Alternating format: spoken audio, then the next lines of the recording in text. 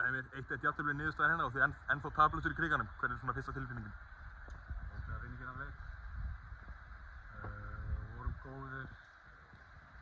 Leikarnir voru sjálfsögðu meira með boltann en það var svo sem þau búið en það valinn maður í hverju rúmi þar og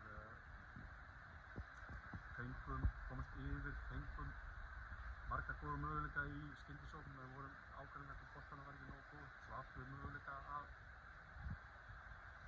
koma þessi 2-0 Siggi tvisvar og við kláraði þennan leik en 1-0 er hættuleg staða og þú meina það er frábæri ból sem við hefum sýnt það í gegnum árin og geggjaður skapli og jafntefli niðurstaðan en við höfum sjálfsögðu viljað 3 stig heima. Sigurður Bjartur fer í rammann inn til lokin og svona bjargaði sem bjarga þarf. Hvernig fannst þér að sjá það? Er þetta eitthvað sem hann hefur æft á æfingum og farið í markið eða eitthvað svoleiðis? Nei, þetta var nú bara þannig að við vorum með æfingu eftir sumar, daginn eftir leik, stutt á milli marka og Matthías var eitthvað tæpur, þannig að Siggi fór í markið og spila 4-4 og var frábært. Þannig að auðvitað vildum við ekki missa hann úr framlínunni en hann var eini kosturinn í stöðunni að setja í markið og enda var hann frábærlega einu sinni. Akkurat. Þannig að, já, hvað er að gíra ykkur upp í þessu leiki? Er það að halda hérna svona áfram að vera taplausir hérna heimavelli? Það er svona lítið sem það er að spila upp á. Er það svona eitthvað sem er ekstra bónus fyrir ykkur? Já, ég meina við erum sjálfsög bara að spila upp á stoltið og við höfum talað um það að við skiptum í degið í fyrra í úrslitakeppninni og við viljum ekki gera það aftur núna og tveir fínir leikir, vonbrigði samt að við ekki með fleiri stig en svo bara víkingur næsta útivelli og sína alveg framistöðu þar.